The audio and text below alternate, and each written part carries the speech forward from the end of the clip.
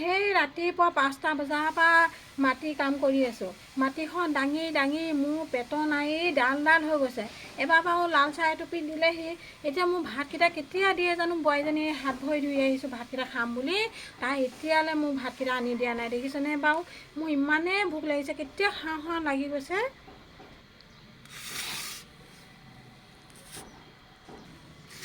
তই যে মোক এই চোতালৰ মূৰত আনি ভাতকেইটা দিলিহি, মই হাত ভৰিকেইটা ধুই বহিছিলোঁহে চোতালৰ মূৰত, তইনো মোক এনেকৈ ভাতকেইটা দিবহে লাগেনে বাৰু?